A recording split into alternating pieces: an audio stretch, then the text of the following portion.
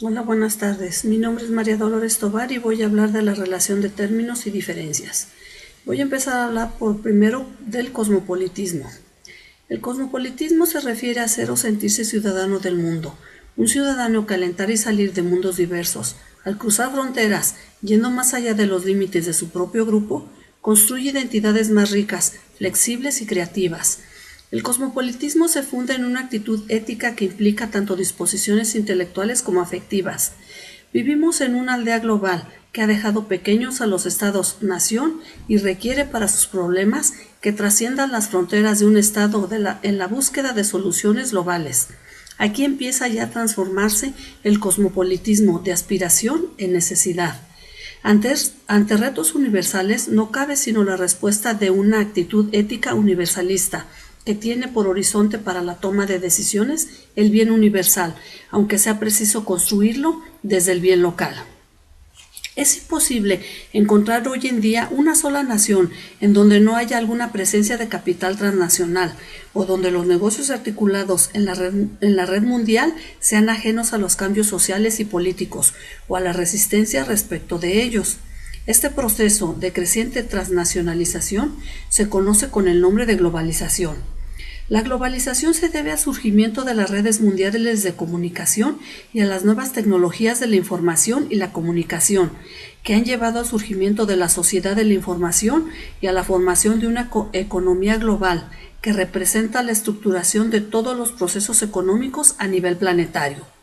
La globalización no es solo económica y financiera, sino que cambia el estilo de vida, la tradición y las costumbres. Tiene un impacto sobre las relaciones personales y familiares y afecta también a la ciencia y la tecnología. La globalización afecta a toda la sociedad y transforma no solo la vida económica, sino también la política y la social.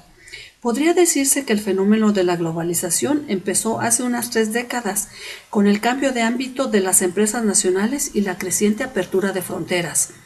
Este fenómeno tan extendido en la dialéctica puede tener otros riesgos, como la destrucción de puestos de trabajo por falta de formación y la tecnificación, supresión del estado de bienestar, insostenible por razones financieras y por la competencia de los países emergentes con mano de obra barata y desprotegida.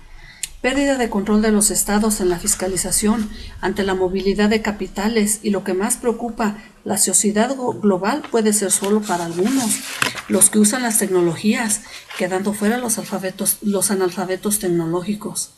Ante ello, es necesario construir una justicia global cosmopolita basada en derechos humanos interculturalmente ampliados, lo cual supone la articulación de diversas y complejas operaciones políticas, jurídicas, éticas y culturales. Es necesario conjugar la sensibilidad de lo local con el sentido de lo cosmopolita, reconocer que los derechos humanos son resultado de desarrollos históricos particulares, que una vez aparecidos son válidos universalmente. El fracaso actual del desorden internacional es el no haber logrado un mundo más justo y la ausencia de una cultura política de solidaridad.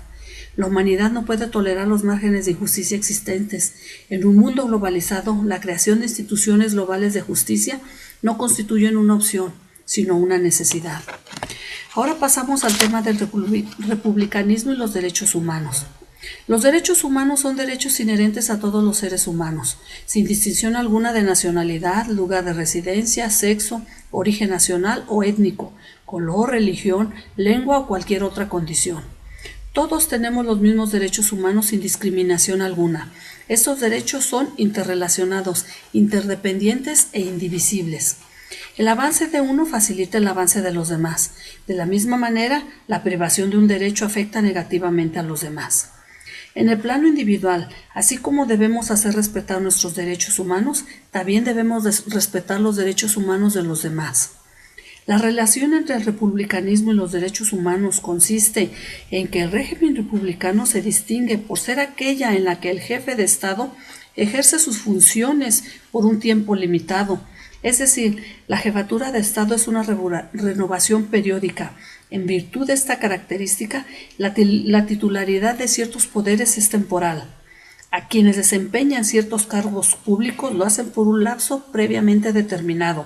Se accede a ellos mediante la consulta periódica a la opinión de la ciudadanía.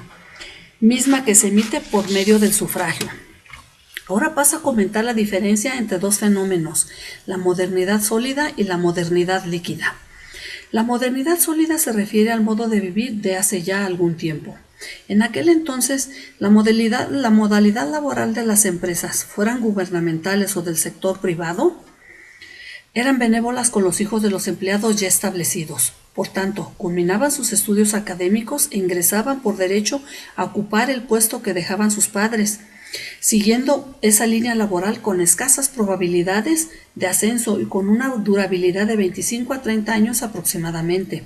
En ese sentido, ellos sabían el cargo u oficio que tendrían durante las próximas décadas de su vida.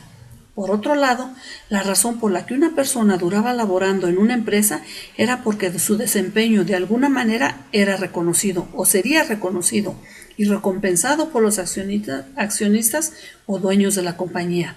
Se catalogaban afortunados de contar con un trabajo estable que los ofreciera los servicios básicos de subsistencia y de tener la seguridad de que después de tantos años entregados, finalmente gozarían los beneficios de una jubilación. La sociedad vive ahora sin moldes, es decir, vivimos adaptándonos constantemente a las necesidades que nuestra modernidad nos impone, sin planes establecidos. La dependencia recíproca que había entre los dueños de una fábrica y los empleados se ha deteriorado. Ahora los dueños ya no buscan empleados que les sean leales, constantemente hay recortes de personal, omiten el resguardo de los intereses de sus subordinados y se enfocan en cubrir los espacios emergentes de forma temporal. Los empleados, por su parte, ya no aceptan fácilmente mandatos opresivos y se rebelan constantemente, sabiendo que su permanencia en el empleo de cualquier manera sería temporal. Optan entonces por la renuncia inmediata y se incorporan a otra dependencia laboral según las competencias con las que cuenten. El individualismo en la modernidad líquida se remite como una característica obligada en la sociedad, debido a la desconfianza que ha surgido entre personas y el temor de contar con un futuro impredecible. El autoempleo se ha convertido en el método más rentable.